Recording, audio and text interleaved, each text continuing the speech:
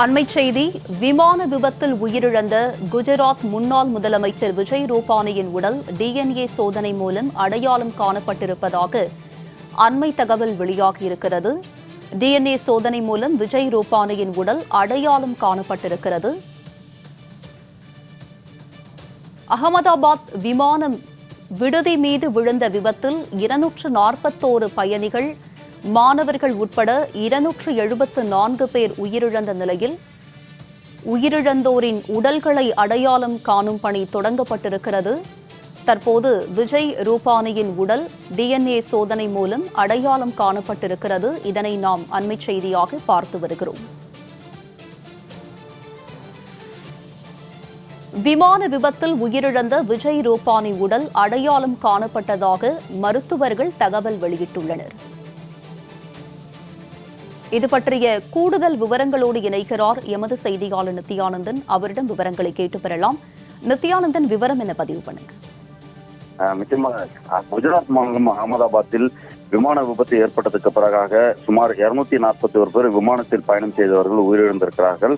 அது மட்டுமல்லாமல் அங்கிருந்த மருத்துவக் கல்லூரி அதாவது விடுதியில் விமானம் மோதியதில் அங்கிருந்த பொதுமக்களும் உயிரிழந்திருக்கிறார்கள். ஒட்டுமொத்தமாக 270க்கும் மேற்பட்டோர் உயிரிழந்த நிலையில் DNA பரிசோதனை செய்து ஒருவருடைய உடல்களையும் அவருடைய உறவினர்களிடம் ஒப்படைக்கக்கூடிய பணி என்பது தொடர்ந்து நடைபெற்று வரக்கூடிய சூழலில் அந்த விமானத்தில் பயணம் செய்த இந்தியர்கள் 170 பேர் பயணம் செய்திருந்தார்கள். அதில் ஒருவர் குஜராத் மாநிலத்துடைய முன்னாள் முதலமைச்சராக இருக்கக்கூடிய விஜய் ரூபானி பயணம் செய்திருந்தார். ஆனால் கடந்த 3 தினங்கள் விபத்து நடந்து 3 தினங்களாகியும் உடல்களை கண்டறிவதில் பெரும் சிக்கல் ஏற்படுவதன் காரணமாகவும், அதே போல விமானத்தில் ஃபியூவல் அதிகமாக இருந்ததன் காரணமாக வெடித்து சிதறி இருக்கிறது விமானம். ஆகவே உடல்கள் அனைத்தும் கருகிய நிலையில் இருப்பதன் காரணமாக யாருடைய உறவினர்கள் யாருடைய உடலை எடுத்து செல்வது என்பதில் பெரும் குழப்பமும் சிக்கலும் நீடித்ததன் காரணமாக DNA பரிசோதனை செய்யப்பட்டு அவர்களுடைய உறவினர்களிடம் வழங்கப்பட்டு வருகிறது. அந்த வகையில் குஜராத் மாநிலத்துடைய முன்னாள் முதலமைச்சர் விஜய் ரூபானியுடைய உடல் DNA பரிசோதனை செய்வதற்காக அவருடைய உறவினர்களிடமிருந்து ரத்த மாதிரிகள் எடுக்கப்பட்டு DNA பரிசோதனை என்பது சிவில் மருத்துவமனையில் செய்யப்பட்டு வந்த நிலையில் இன்று காலை அந்த மருத்துவமனையுடைய முதல்வர் செய்தியாளர்களை சந்திக்கும் பொழுது இன்று பிற்பகலுக்குள்ளாக முன்னாள் முதலமைச்சருடைய விஜய் ரூபானியுடைய உடல் DNA பரிசோதனை மூலம் கண்டறியப்பட்டு அவருடைய உறவினர்களிடம் ஒப்படைக்கப்படும் என கூறியிருந்த நிலையில் தற்பொழுது முன்னாள் முதலமைச்சர் விஜய் ரூபானியுடைய உடல் கண்டறியப்பட்டிருக்கிறது. அதாவது கருகிய நிலையில் பல பிரேதங்கள் இருந்தாலும் அதில் எந்த உடல் அவருடைய உடல் என்று கண்டறிய முடியாமல் சிக்கலில் இருந்த நிலையில் DNA பரிசோதனையின் மூலமாக தற்பொழுது கண்டறியப்பட்டிருக்கிறது. இதன் மூலம் குஜராத்துடைய முன்னாள் முதலமைச்சராக இருக்கக்கூடிய இருந்த விஜய் ரூபானியோட உடல் கண்டறியப்பட்டு DNA பரிசோதனை செய்யப்பட்டிருக்கிறது.